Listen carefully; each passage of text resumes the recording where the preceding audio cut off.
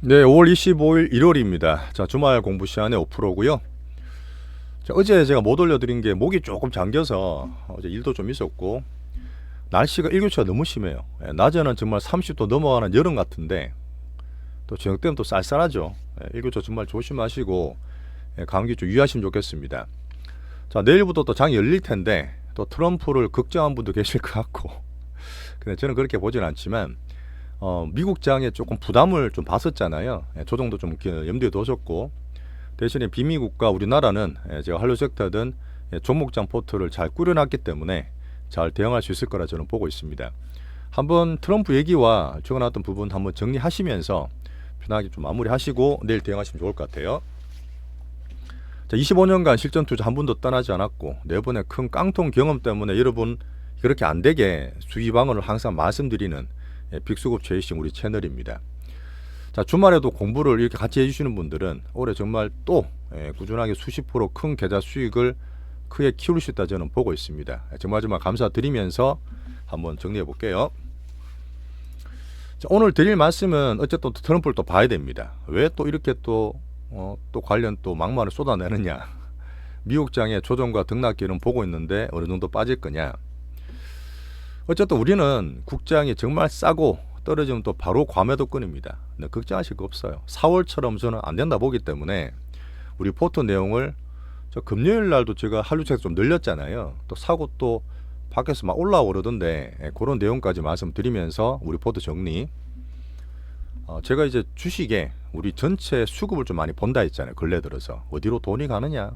분명히 대선 전에 외국인 환율은 이렇게 되지만 계속 관망하고 빅수급들 외국인들이 보고 있는 이유가 그래도 시장의 흐름들이 보여요. 우리 갖고 있는 포트 말고도 혹시 뭐 있을까 싶어서 전체 섹터를 한번 점검해 드리겠습니다. 시장 한번 보시는 그런 시간. 자, 우리나라 대선이 얼마 안 남았어요. 이제 6월 3일이잖아요. 거기에 나오는 각 후보들이 우리 주식과 정시에 대한 공약들을 막 쏟아내고 있는데 여기서 볼 수 있는 우리 또 투자 끌이들이 있어요. 이렇게 정리 한번 해보겠습니다. 자, 좋아요, 구독 눌러주시면서 같이 좀 편하게 보시죠. 자, 제목을 이렇게 정했습니다. 제가 계속 얘기 드렸지만 복잡하다, 다변하다, 뭐 왔다 갔다 한다. 정시는 좀 오바돼 좀 더 올라갔던 미국이지만 솔직히 좀 지겹습니다. 트럼프 좀 지겨워요. 물론 트럼프 파워가 워낙 있기 때문에 또 챙겨봐야 될 것도 있지만 큰 흐름을 볼 때 딱 타이밍이 어쨌든 자기의 회심의 메가빌, 감세안에 포함됐던 메가빌이 하원 통과를 하자마자 다시 관세를 들고 일났어요. 의도가 보이죠. 또 정시도 많이 올라 있었고 특히나 눌러야 되는 장기금리가 높다 보니까 거기에 대해서 누르려는 의도 저는 충분히 보인다 봅니다. 다시 관세 노를 시작했다. 어떤 얘기를 했느냐. 유럽에 관세를 50%나 때리겠다. 너네들 말을 잘 안 들어.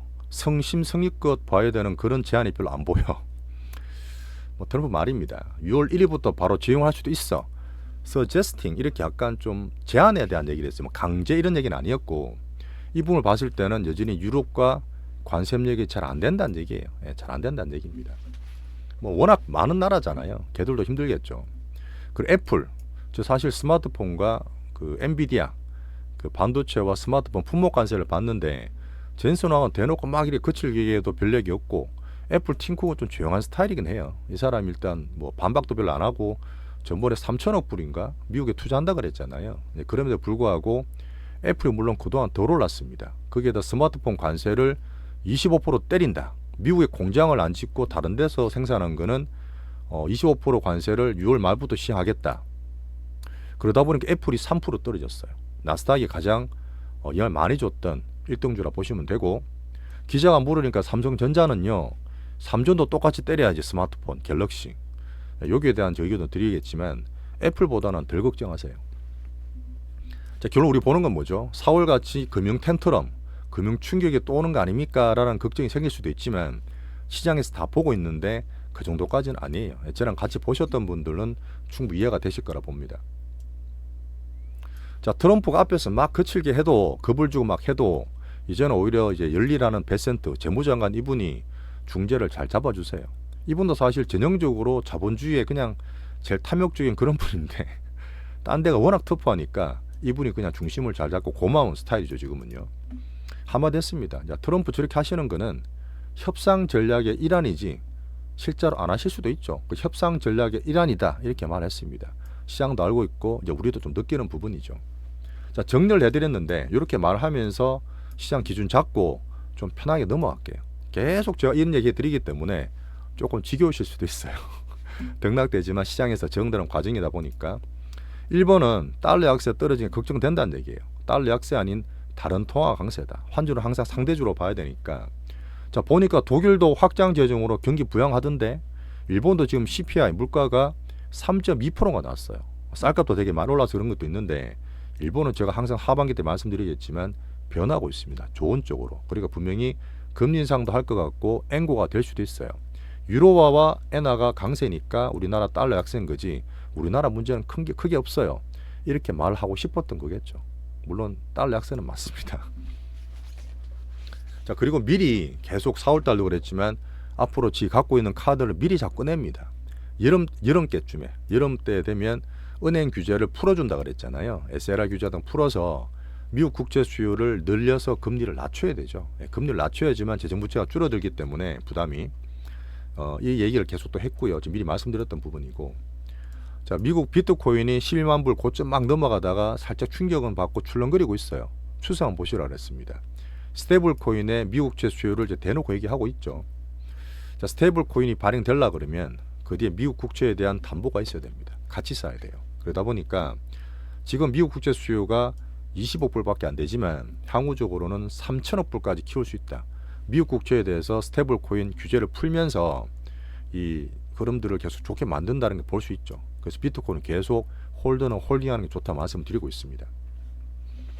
자, 그 다음에 어쨌든 동맹을 좀 규합을 시키고 싶어요. G7 재무장관 가보니까 중국에 대해서 여전히 평가가 안 좋고 중국이 세계적 불균형을 매우 우려하고 있다. 실질적으로는 미국을 더 우려하는 것 같은데 지금 어쨌든 동맹을 좀 챙겨야 된다는 얘기가 또 이게 표현을 이렇게 했고요.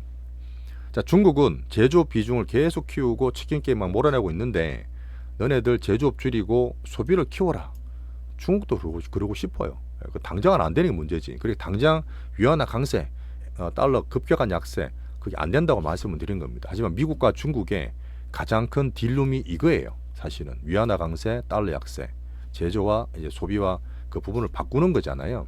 그 흐름을 천천히 오래 보시면 됩니다. 큰 흐름. 그다음 마지막에 제가 볼 때는 11월 중간 선거를 분명히 염두에 두고 있어요. 신뢰나 회복된 것들이 바로 안 되기 때문에 어쨌든 사람들이 지금 한만 투닥거리고 우리나라 이렇게 힘들고 주가 빠지고 해도 내년쯤 되면 GDP가 다시 3%로 올라갈 수 있습니다. 베센트가 말했던 333 법칙의 첫 번째예요. 그 말은 지금은 올해 1분기 때 어떻게 됐죠? 미국 GDP 마이너스 났습니다. 2분기 도저히 어떻게 될지 몰라요. 관세 영향 받으면. 그러다 보니까 지금 힘들겠지만 이런 정책 투닥거리더라도 올해 말쯤에 전환점 마련해서 내년 되면 중간선거 전에 3% 가능하니까 마음 떠나지 마세요. 이렇게 말하는 겁니다. 이거는 사실 자기들의 의지죠. 목표고. 그러다 보니까 큰 흐름상 4월같이 미친 그런 정책 막 급하게는 막 심한 정책은 아니라 보고 여전히 정책이 완화되는 큰 흐름을 저는 말씀을 드리는 거예요. 이렇게 정리하세요. 또 말씀 안 드립니다. 이제 큰 흐름 바뀐 거 없어요. 자, 그리고 잠깐 보여드릴 부분이 자, 달러는 제가 자주 말씀드리는데 자, 크게 볼게요. 지금 달러가 제가 3년간 저점이었던 이 100을 깨고 내려갔습니다. 오버됐던 전 세계 돈이 많이 몰렸던 미국 증시는 그래도 미국이지 하면서 살짝 오버돼서 많이 올랐어도 달러는 지금 못 올라와서 계속 100에서 왔다 갔다 하고 있었잖아요. 그렇게 하다가 지금 다시 99까지 빠졌어요. 이게 추세가 4월달에 제일 많이 빠졌던 게 97.8, 97.8이었어요. 이 정도 떨어지고 할 만한 저 흐름도 저는 보고 있습니다. 그런 흐름 좀 봐주시고 큰 흐름상은 2008년 이후에 서프라임 이후에 전 세계 돈이 그래도 미국 주식, 달러, 채권으로 쏠쏠림 하다가 꼭지점 떨어지고 있는데 이 20년 가까이 되는 10몇 년간의 이 흐름, 킹왕짱 미국 흐름이 달러를 통해서 저는 좀 꺾인다 저는 보는 거예요. 급하게는 아니겠지만 이렇게 미국 안 좋았던 시기, 미국이 달러 약했을 때는 이머징이 정말 좋았거든요. 미국으로 돈이 다 몰리다가 이제는 살짝 빠지는 올해 큰 판이 변했다. 그 흐름을 달러에서 기준을 잡으실 수 있습니다. 묵직한 매크로. 하지만 미국의 10년물 금리는 장기물인데 수요라든지 그런 흐름이 좀 복합되어 있어요. 제가 말했던 10년물 금리가 4.6 위로 넘어가면 좀 부담됩니다. 미국 금리로 돈이 몰리고 주식 빠질 수 있기 때문에. 하지만 갑자기 확 빠져서 이렇게 떨어지는 것도 4월 때 문제가 되기 때문에 여전히 여기서 움직이는 게 제일 좋아요. 여기서 아마 베센트든 트럼프는 조금 누르려는 모습을 저는 의도로 갖고 있다 봅니다. 이 장기 금리를 지금 현재로 봤을 때는 좀 봐도 돼요. 두 개 가장 기준이죠. 자, 그리고 어쨌든 애플에 대해서 혹시나 좀 봐주면 좋겠는데 품목 관세를 받는데 애플을 때려버렸어요. 그러니까 애플이 어제 3% 떨어졌습니다. 트럼프가 왜 갑자기 또 아이폰 25%를 때린다 했느냐, 자기 나라 주식까지 누르면서. 그러면 결국은 6월 달에는 6월 말까지 한다 그랬잖아요, 관세를. 6월 달에는 미국 증시를 누를 수도 있어요, 애플을 통해서 지표 주다 보니까. 그 사실 엔비디아 젠순왕은 중동에 정말 잘했고, 야 너네 때문에 중국 규제하면 우리나라가 더 안 좋다고 막 대놓고 얘기했잖아요. 젠순왕에 대해서 별말 없어요. 근데 애플 자체가 워낙 팀쿡도 그렇고 모두가 다 알고 미국 대표주기 때문에 반격도 잘 안 해요. 그 대놓고 이제 그런 얘기 하면서 트럼프가 또 자기가 또 이렇게 한번 불뚝불뚝거리는 걸 보여주겠다 봅니다. 자, 결과적으로는 미장을 좀 누르려는 모습이 살짝 보인다. 위에가 부담되고 정시도 누르고 아마 장기 금리도 누르려는 의도 좀 보여요. 실제로 근데 25% 때릴까요? 자, 고민치도 얘기했는데, 자, 지금 미국 공장에다 세우면 아이폰 3,500불 된다 했어요. 3,500불. 지금 1,000불 약간 넘어가는데 왔다 갔다 하고 있는데 더블 넘게 뛴다는 얘기잖아요. 제가 말씀드렸던 지금은 작년 전년과 같이 미국 공장 만드는 게 정시에서는 오히려 안 좋은 겁니다. 차라리 25% 관세 맞는 게 더 낫다고 보는 거죠. 그런 흐름이다 보니까 지금 여기에서 물가도 부담나는데 실제로 때릴 건지 저는 못 때린다 보거든요. 그 흐름은 6월 달에 출렁거릴 수 있으니까 이런 의도만 한번 파악하겠습니다. 자, 그럼 삼성전자도 때린다 했잖아요. 그 삼전은 물론 반도체 있고 스마트폰, 그 다음에 LCD, 가전 이런 사업부 4개로 나눠져 있지만 제가 온디바이스라든지 엣지폰이라든지 새로운 AI 전용 디바이스, 그 다음에 스마트 글래스까지 말씀드리면서 이 스마트폰은 온디바이스 얘기 드렸는데 우리 포트 좀 있잖아요. 어쨌든 삼성전자는 작년 말 올해 1월달이나 4월달도 보셨겠지만 5만원 중반대에서 더 빠져봐야 별로 빠질 것도 없어요. 현금 같은 삼전으로 보고 애플 좀 그렇게 확 빠질 것도 아니니까 걱정은 좀 덜 하시면 됩니다. 단기 출렁거림. 우리 온디바이스 테마는 물론 지금 횡보 중이었지만 살짝 단기 조정 받을 수는 있습니다. 포트 내에 있는 그 비중이니까.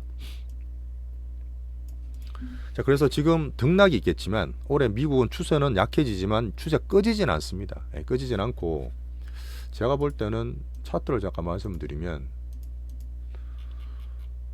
요번에 사실 나스닥이 이렇게 빠졌던 폭에 한 60-70% 회복했잖아요. 18,200 요선 기준으로 했을 때 이게 오바라 그랬는데 좀 떨어져서 출렁거린다 저는 봅니다. 18,000 초반이든 요 내외든 요 정도 단기 등락은 있을 수 있고, 말했던 21선이 외바닥이니까 떨어져서 한번 상바닥 만들 수 있는 6월까지도 봐야 될 것 같아요. 7월까지.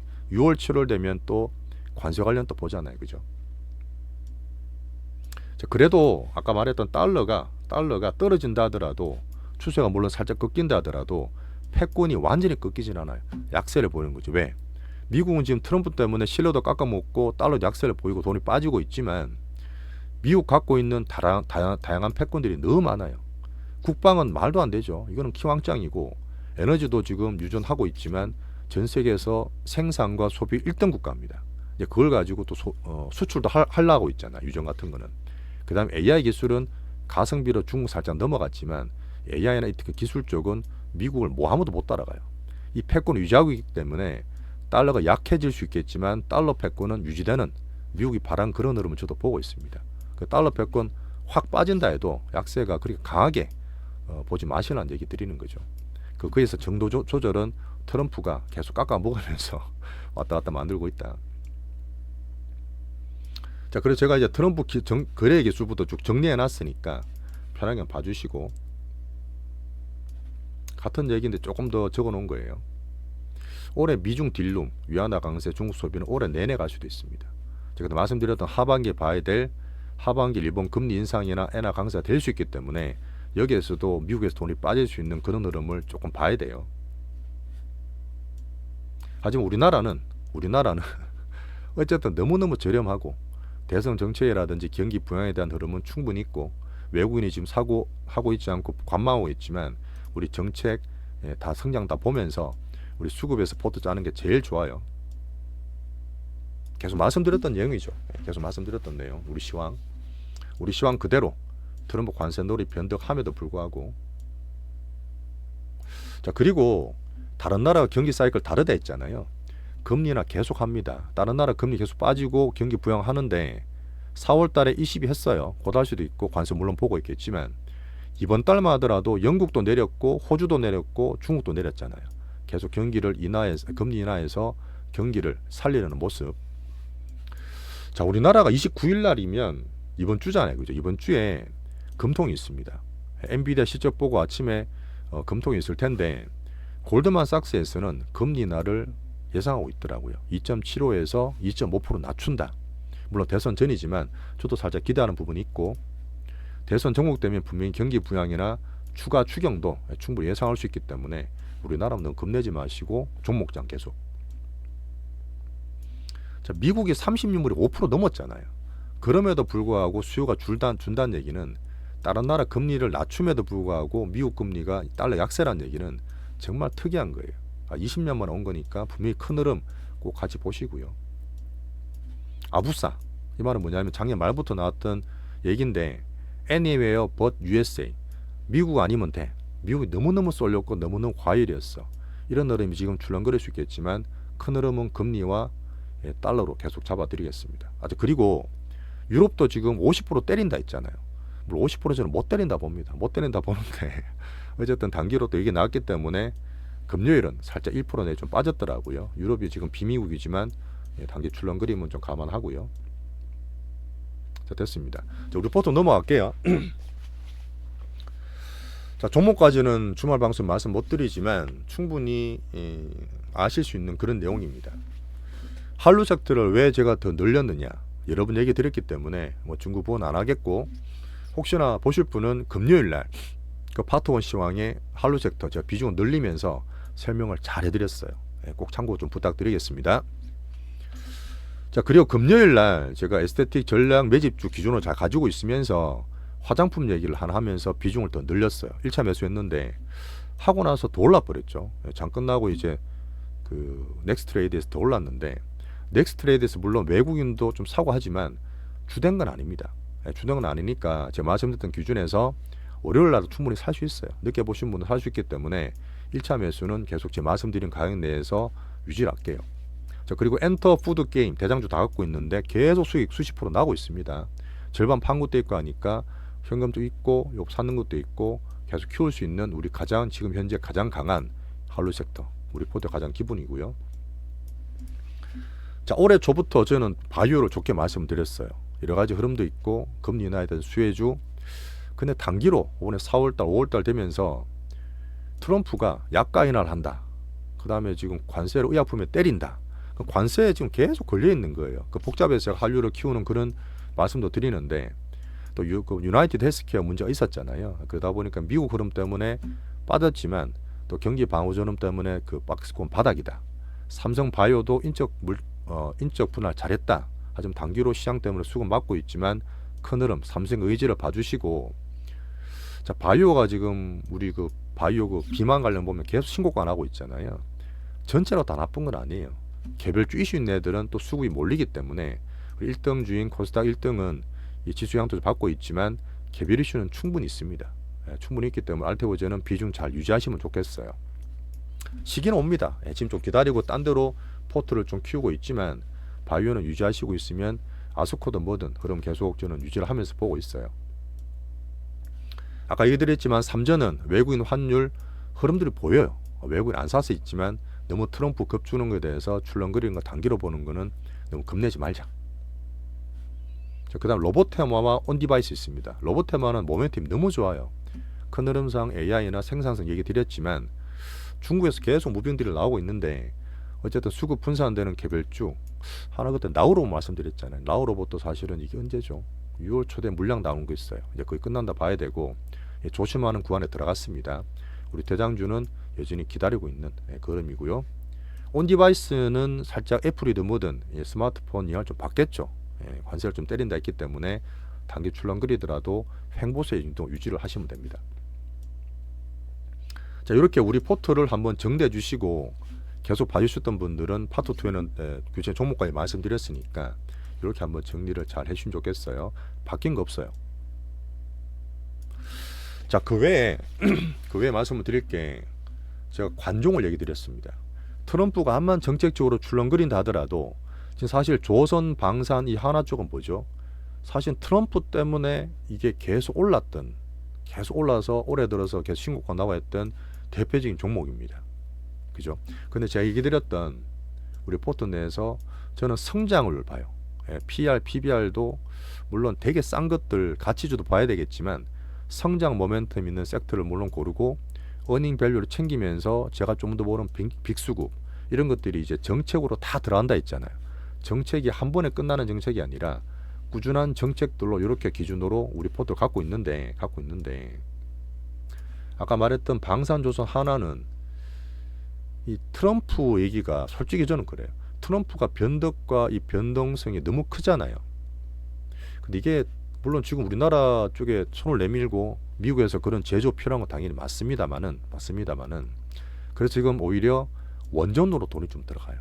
우리 방산조선 하나가 계속 올랐던 부분도 있고 빅단타들이 분명히 확 사는 게 아니라 자꾸 샀다 팔았다는 이유가 조금 밸류 부담이 있어요. 물론 조금 더 갈 수도 있습니다. 그중에 좀 괜찮은 것도 보이는데 여기서부터는 분명히 야 무조건 과자 더 갈 거야 할 때가 아니란 얘기예요.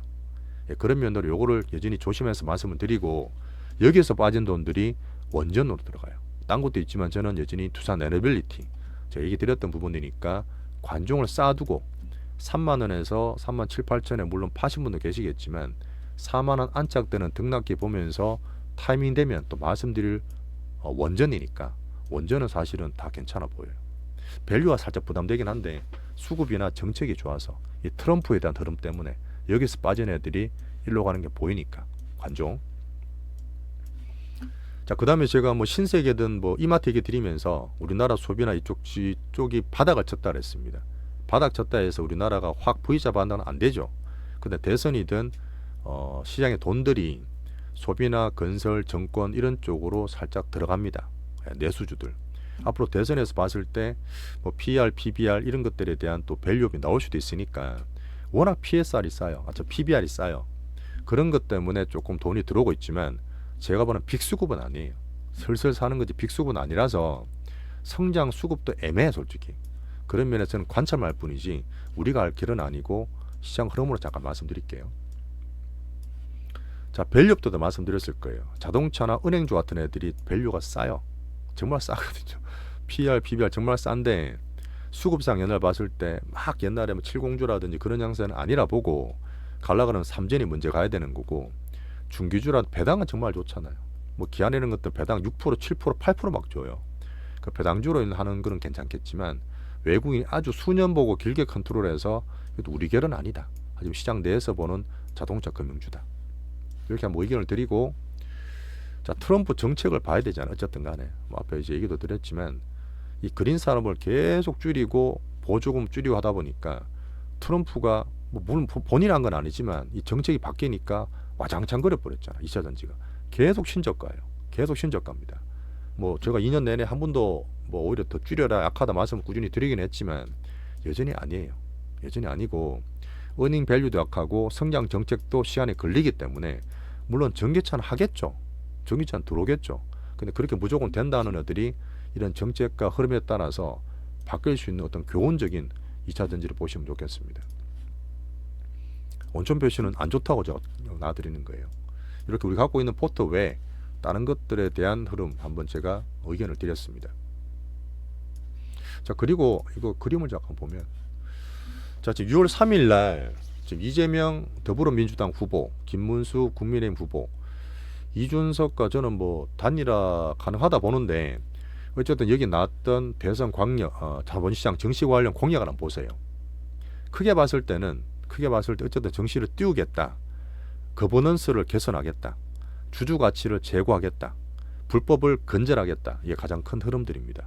그게 제가 보는 거는 장기 마련, 약간 장투를 하는데 세제 혜택 주면 정말 좋은데 그런 건 잠깐 봐주시고 자, 말했던 이 대선 후보들 흐름들은 어쨌든 정시는 신경을 다 쓰고 있어요. 2천만 명이 투자하는 시대이기 때문에 코스피 저밸류 탈출하는데 충분히 저는 도움을 줄 거라고 보고 있습니다. 대선 전국에 있었을 때 정시가 안 좋았던 적이 없어요. 안 좋았던 적이 없습니다. 물론 외국인들 빅수급들이 지금 좀 관망을 하고 있는 게 있지만 미리 이때 흐름들이 한류 섹터는 뭐든 들어가는 보였기 때문에 우리는 전체적으로 이 포트를 잘 짜고 있다 보시고, MSCI DM 이게 정말 좋은데 이때면 일단 이번에 뭐 관찰구만 들어도 정말 좋은 거고요. 환율은 신호가 나왔어요. 환율은 분명히 신호가 나왔는데 삼정과 외국인 수급, 그게 가장 큰 키라 봅니다.